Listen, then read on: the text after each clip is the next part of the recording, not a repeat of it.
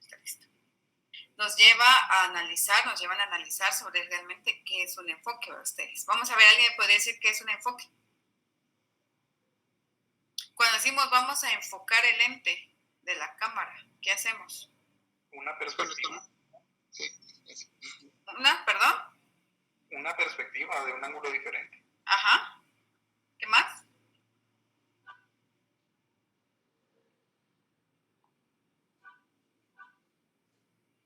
Pero a veces a ustedes no les pasa que a veces les dicen que tengo desenfocada la cámara, ¿verdad? No se ve bien. Entonces, enfocar es visualizar de una mejor manera. Entonces, los autores dicen que un enfoque es un poderoso reflector que hace ver ciertos aspectos de la realidad, pero deja otras en la penumbra o en total oscuridad. Por ejemplo, ustedes dicen, enfoca el pajarito que está parado sobre la maceta de mi abuelita. Entonces, ustedes en la cámara enfocan el pajarito y todo lo demás alrededor se mira así como nublado, ¿verdad? Como nuboso. Entonces, ustedes cuando dicen un enfoque, a ustedes les están diciendo automáticamente que lo vean desde esa posición, que vean solamente ese objeto o enfocado con eso, ¿verdad? Con ese cuadro, desde esa perspectiva, desde esa arista, desde ese lado, si ustedes lo quieren ver. Muy bien. ¿Qué nos ayuda o en qué nos aporta un enfoque? Pues primero, que nos señala las problemáticas particulares y no otras. Es decir, cuando ustedes van a enfocarse, van a ir directamente a una problemática específica. No van a tomar todo, ¿verdad? Por ejemplo, un enfoque económico, se podría decir, del conflicto que menciona, o que el grupo número 2 que hablaba de una coyuntura internacional y que tomó el conflicto entre Rusia y España, es, como lo mencionó Alan, como conclusión es de que todos nos va a ir de la patada, ¿verdad? Ustedes económicamente. ¿Por qué? Porque están creando un escepticismo a nivel internacional, y creo que ya lo vivimos, sobre el precio de la gasolina, de los combustibles, del gas. Son cosas que adquirimos, y mencionaba que además el trigo, ¿verdad? El trigo y los fertilizantes. Aquí en Guatemala sabemos muy bien que desde que se convirtió en una pequeña finca cafetalera, el monocultivo es el que ha liderado, ¿verdad? Y que lamentablemente no podemos salir de ese modo de producción, ¿qué se puede decir? Ni siquiera es un cultivo diverso, es un monocultivo, ¿verdad? Entonces, eso es lo que nos enseña este texto, ¿verdad? Es lo que inicia mencionándonos. Por lo tanto, privilegia algunos conceptos. Parte de unas presuposiciones generalmente implícitas. Y sobre todo maneja ciertas reglas de inferencia para llegar a conclusiones válidas. Lo que mencionábamos, no podemos tomar todo porque entonces perderíamos nuestro enfoque. Tenemos que enfocarnos y tenemos que buscar el enfoque que conviene o que nos interesa según las conclusiones o según nuestras hipótesis, ¿verdad? Según nuestras hipótesis vamos a ver cuál es el enfoque que esté y que esté construido para dar respuesta a estas hipótesis desde el planteamiento del problema. Muy bien. Dentro de los enfoques se encuentran las teorías y los modelos. Teorías y modelos. Eso lo vamos a ver más adelante. Y dentro de los enfoques existen dos subramas. La rama del enfoque tradicional y la rama de los enfoques contemporáneos. Cuando hablamos de enfoques tradicionales, hablamos del enfoque filosófico, el enfoque histórico-sociológico y el enfoque jurídico-institucional, que son como que los tradicionales, ¿verdad? Ustedes, su nombre lo dice, que son los que anteriormente o que en algún momento le dieron origen a los demás enfoques. y a través de los cuales se hicieron los análisis de los problemas o problemáticas en el pasado.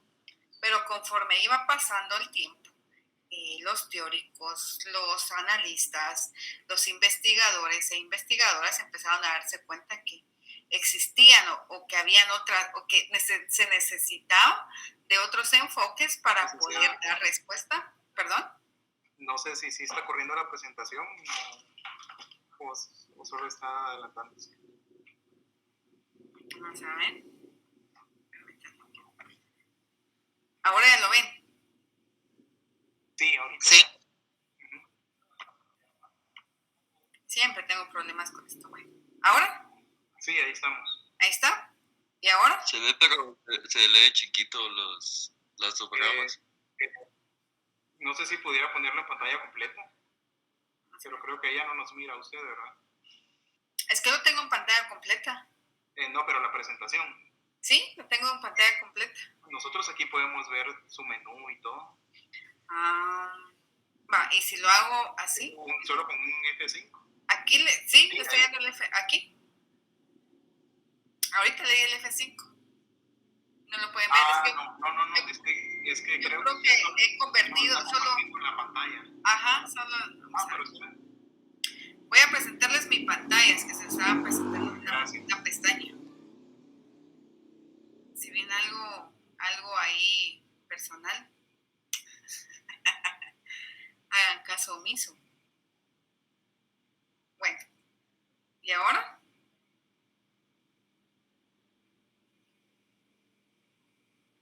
Se mira. Ahora sí ya se mira como presentación, o todavía me miran el menú. Se mira como presentación. Pero ahora sí la miramos muy bien. Muy bien. Entonces el enfoque tradicional, el filosófico, el histórico, el sociológico, el jurídico institucional. Voy a darle clic. ¿Aparecieron los enfoques contemporáneos? Sí.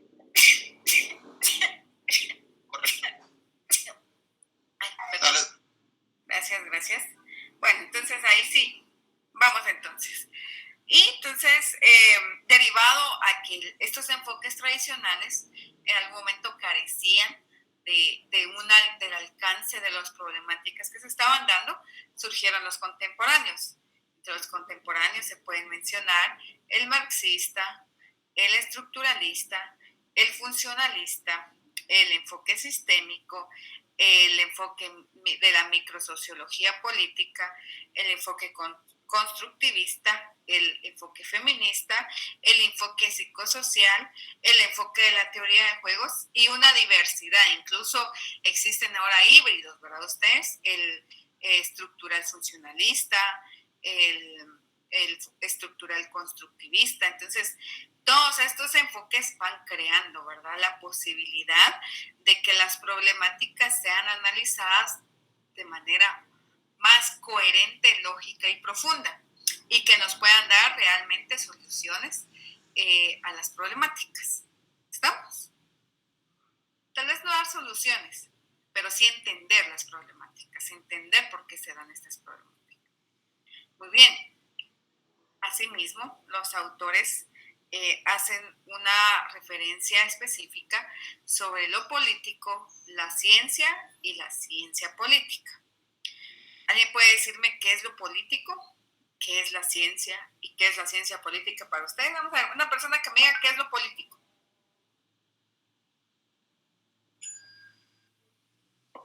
¿Aló? Lo político vendría a ser el politics. Lo político vendría a ser el proceso para hacer decisiones. Ajá. La ciencia es lo que nosotros hacemos, el estudio de por qué suceden las decisiones.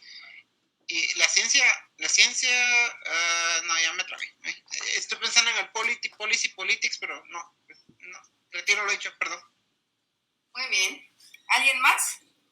Pues no tengan miedo, no se preocupen, que aquí no hay opiniones incorrectas, aquí solo hay opiniones y aportes. Analicemos, pensemos, a ver, analistas políticos y políticas. Puede decir qué es lo político, qué es la ciencia. Y entonces, ¿qué es la ciencia política?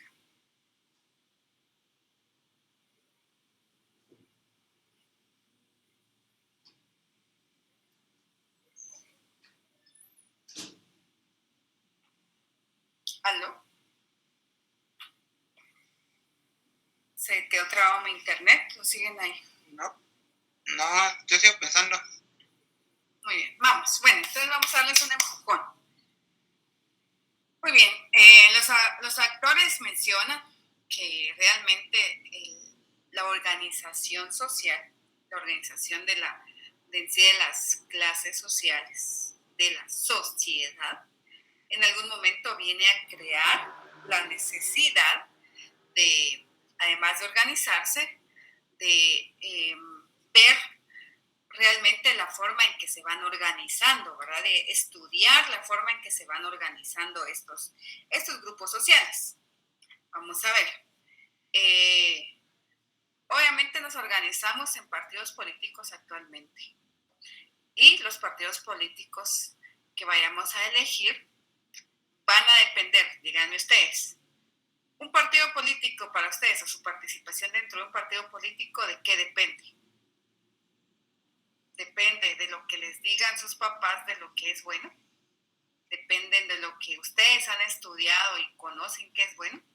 O depende de los intereses que ustedes tengan.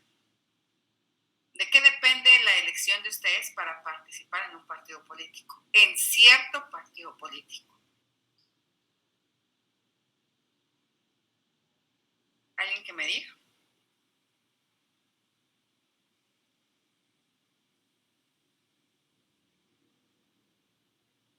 ¿De qué depende? ¿O depende de todas esas circunstancias?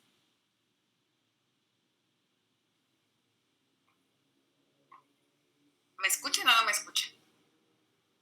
Sí lo escucho, pero es que mis razones para meterme en un partido político fueron bien tontas y ahora no siento afinidad con ninguno. ¿Por qué? ¿Por qué no sientes afinidad por ninguno? Porque todos están representando intereses de élites, entonces no puedo sentir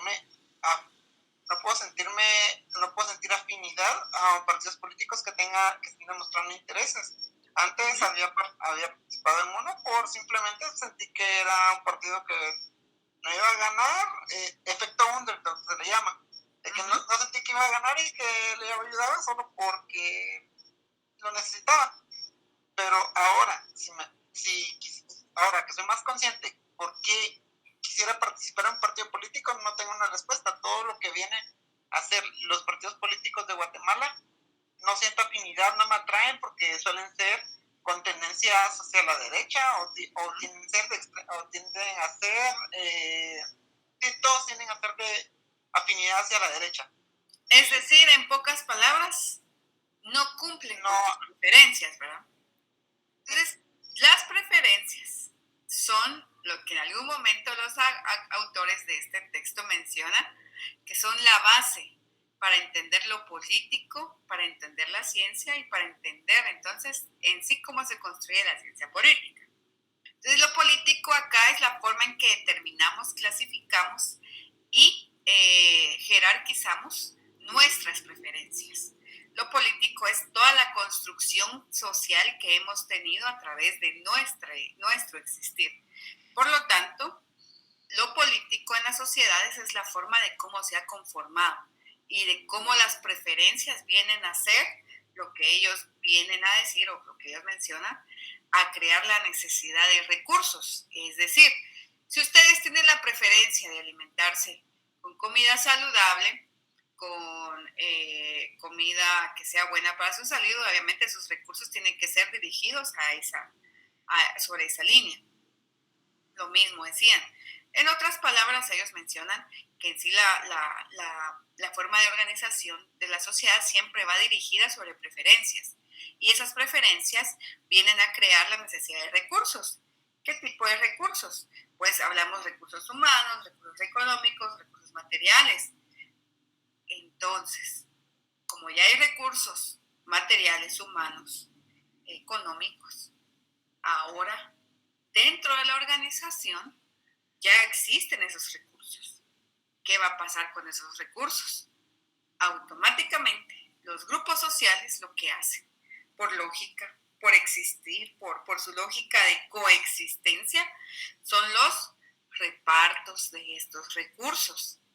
Es decir, fulanito o menganito trabaja o en grupos sociales trabajan, se organizan, por lo tanto, obtienen recursos y esos recursos tienen que repartirse dentro del mismo grupo, ¿verdad ustedes? Lamentablemente, cada vez que hay un reparto de poder, reparto de recursos, reparto de dinero, reparto de herencias, si ustedes lo quieren ver, dicen los autores que además de acuerdos, lo que llega a pesar son los desacuerdos. Que a aquel le dieron una gallina más gorda, que a mi hermano le dieron un pedazo de terreno más grande, que al vecino o a la comunidad le construyeron un mejor camino de adoquín, que a la otra comunidad ya le dieron energía eléctrica y a nosotros no. Entonces, esos repartos llevan y dirigen, crean esos famosos desacuerdos. ¿Qué es lo que sucede? Para que esos desacuerdos no lleguen a romper con el equilibrio de la organización, con la tranquilidad de la organización o la tranquilidad del grupo social o de la sociedad en sí, ¿qué es lo que hacen? Se crean reglas. Esas reglas obviamente son las que vienen y mantienen el equilibrio dentro de los grupos sociales, dentro de la organización social. Entonces, vienen y se empiezan a clasificar los bienes, los servicios, las oportunidades y por lo tanto se reparten también los honores. Y eso en su conjunto se vuelven en lo que realmente le apuesta a la gente, los famosos valores, ¿verdad? No los valores morales, no, estamos hablando de los valores en sí, los valores económicos, materiales, de poder, el valor, ¿verdad? El valor que se le da a esos bienes, el valor que se le da a esas oportunidades y sobre todo el valor que se le da a esa capacidad de toma de decisiones. Continuamos, ¿verdad? Esos mismos valores se van a volver a repartir. ¿Quiénes son las que reparten esos valores ustedes?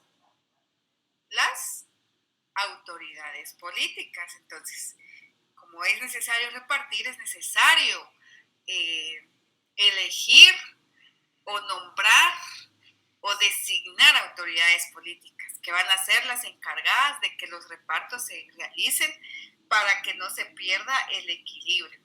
En muchas clases sociales se menciona que las autoridades políticas tienen que velar por la justicia, ¿verdad? Ustedes por la libertad, porque más por los derechos, etcétera, etcétera. Entonces, estas autoridades políticas hacen lo que les corresponde. ¿Y qué es lo que hacen? Pues crean las normas, ¿verdad? Crean las normas a través de leyes, decretos, actas, nombramientos, la forma en que se legalice o que se realice, no importa, siempre y cuando sea una norma, ¿verdad ustedes? Y así es como surge la capacidad coercitiva. Esa capacidad coercitiva que se va ganando a través de la creación de las normas, recordemos el famoso dicho que nos mencionan siempre, echa la ley, echa la trampa, ¿verdad ustedes? Por lo tanto, las autoridades políticas a través de las normas que ellos mismos crean, les da esa capacidad de coercitiva sobre la mayoría de la sociedad, sobre en sí los grupos que los nombraron a ellos o que los eligieron para poder dictar las normas. Esta capacidad coercitiva es la que motivó y motiva a describir, a explicar y a interpretar todas aquellas relaciones a través de su causa y efecto, es decir, predecir los repartos de valores. Por lo tanto, sabemos que a través de esto se da entonces la ciencia política. ¿Estamos? Vemos cómo se transforma lo político, cómo la ciencia a través de la descripción, la interpretación y la explicación de lo político viene a crear la ciencia política. ¿Entendemos este proceso ustedes?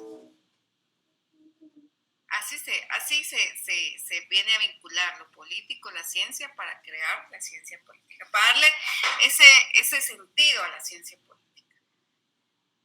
La ciencia que obviamente nos corresponde a nosotros y nosotras como analistas conocer. Entonces, cuando ustedes les pregunten cuál es la diferencia entre lo político, entre ciencia y la ciencia política, ustedes ya explican, dan esta explicación, este argumento sobre cómo lo político se viene a convertir en el objeto de estudio, en el objeto de la ciencia, para poder crear la ciencia política. ¿Alguna duda con esto? No por el momento. Muy bien. Vamos entonces. Lo político, la ciencia y la ciencia política. Seguimos entonces. Cuando se habla de describir, estamos refiriéndonos específicamente a describir con sensibilidad distintos contextos y trasfondos históricos, es decir, describir el hecho, el proceso y las relaciones que se dan dentro de estos procesos. ¿Qué es lo que se interpreta? Se va a interpretar los tipos de causas y efectos. ¿Y cuáles son los tipos? Podemos hablar del tipo axiológico y el tipo de orden fáctico, es decir, causas y efectos de los hechos y los procesos que se dan, así mismo como las relaciones, ¿verdad? También se interpreta si implica juicios de valor. Hay que saber que si esto implica, si la interpretación implica juicios de valor, se estaría en el campo de la ética o la moral, no en el de la ciencia política. He ahí el detalle, ¿verdad? La importancia de por qué como analistas políticos tenemos que entender que no podemos crear juicios de valor, no podemos interpretar desde una posición, no podemos decir el alcalde Quiñones es un actor negativo porque es un mal personaje, porque es aquí, no, tenemos que verlo simple y sencillamente como un sujeto, como un actor dentro del hecho, dentro del proceso, dentro de la relación de poder, pero no podemos identificar si es bueno o malo, porque entonces saldríamos del campo de la política. Y eso ya no le pertenece a la política, está lejos de nuestro campo de acción, dentro de nuestra ¿cómo se llama? Territorialidad, ¿verdad? Para actuar. Muy bien, ¿qué explica? ¿Qué es lo que necesita explicar la ciencia política? Pues las regularidades en el comportamiento, que son las que hacen posible la explicación causal y las predicciones de los hechos, procesos o relaciones que se ven. ¿Qué es lo que se predice? Pues se predicen los planteamientos, y los planteamientos son siempre provisionales y públicos. Lo que les mencionaba, ustedes van a plantear algo, pero estos van a ser provisionales, es decir, los planteamientos o lo que vayan a predecir no van a ser siempre así como se predicen, ¿verdad? Ustedes. No quiere decir que en algún momento, en 1 o 2 años, venga otra persona y les haga una antítesis de su tesis, ¿verdad?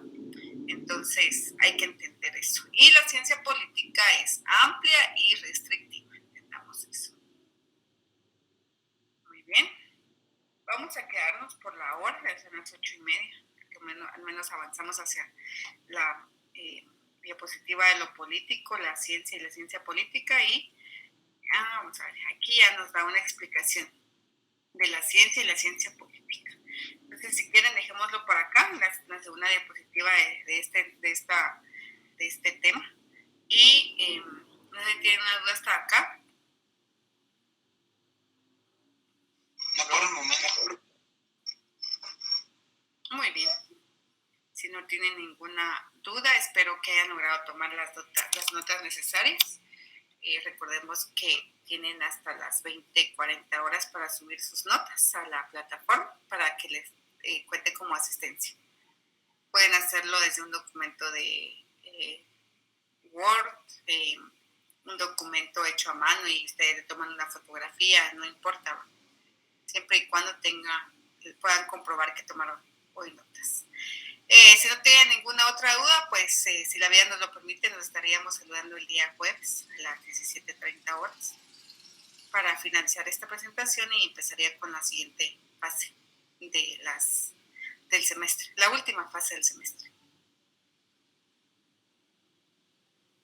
Bueno, feliz noche. Buen descanso. Feliz noche. Feliz noche, buen descanso. Feliz noche. Buen descanso.